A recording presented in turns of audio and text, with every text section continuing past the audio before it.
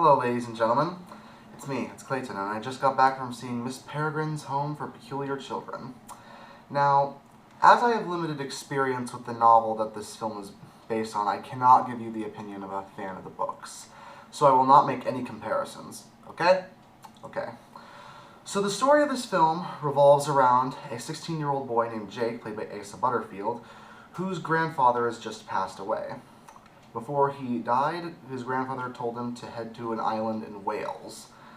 When Jake gets to the island, he manages to find a time loop where basically there's a certain place on the island where time is at a standstill for one exact day.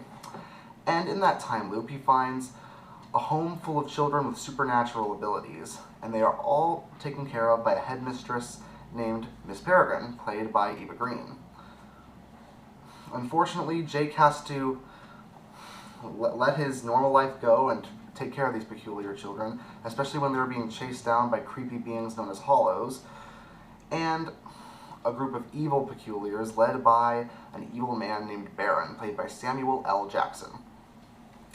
So the story is basically Tim Burton meets X-Men, as it has similar themes of people who don't fit into modern society who go to a place to basically be accepted.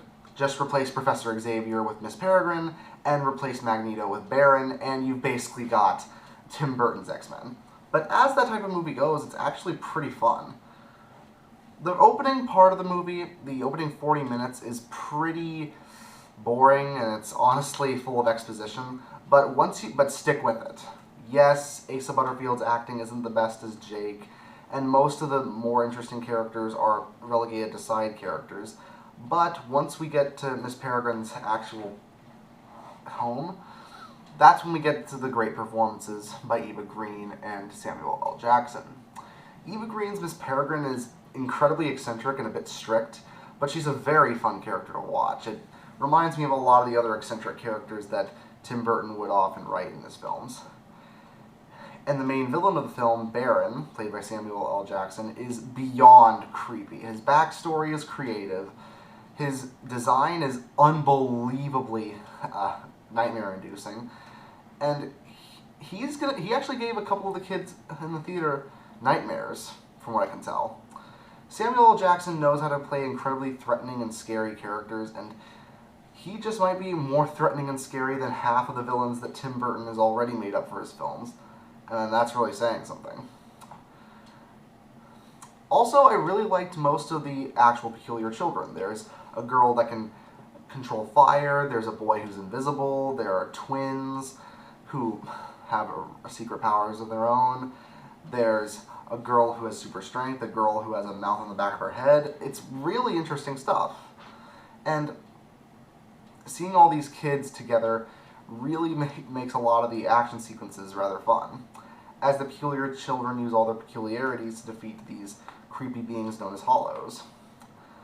But the problem is Asa Butterfield's Jake is just not very interesting. He's a typical young adult protagonist who is basically as bland as white bread and about as thinly written as Alice from Alice in Wonderland, in the Tim Burton version anyways.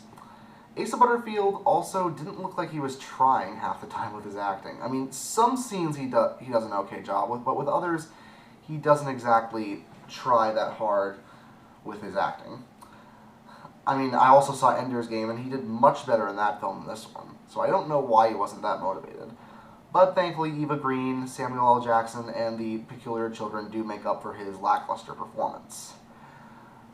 The film's pacing is a bit all over the place, especially considering there are times where Jake actually leaves the time loop and heads back to the island of Wales. And the film slows down a bit when it goes to those moments. But the scenes in Wales, in between the plot, don't have that much time to them. And honestly, it makes me wonder why they were even included at all, unless they were included in the book. But the climax of the film does make up for the pacing's shortcomings, as the climax is full of creative effects, full of action, full of heartbreak, and actually gives us a pretty cool confrontation between Jake and Baron. Not only that, but the visual effects, as expected from a Tim Burton film, are very creative. They get all the peculiar children's peculiarities right. The hollows are very creepy creatures, and the transformation sequences are honestly very inspired. You'll have to see the movie yourself to see them. Thankfully, they didn't leave the best stuff in the trailers. So yeah, Miss Peregrine's Home for Peculiar Children may not be the best young adult film of the bunch, and it may not even be the best Tim Burton film of the bunch, but I still see it as an entertaining film in its own way. And it's a serious breath of fresh air in comparison to the Divergent movies, The Fifth Wave, and most of the really bad young adult films. So I'll give Miss Peregrine's Home for Peculiar Children a 7.5 out of 10. This isn't Tim Burton's best work, but it still has a bit of his imagination, and sometimes that's all you need. See you next time.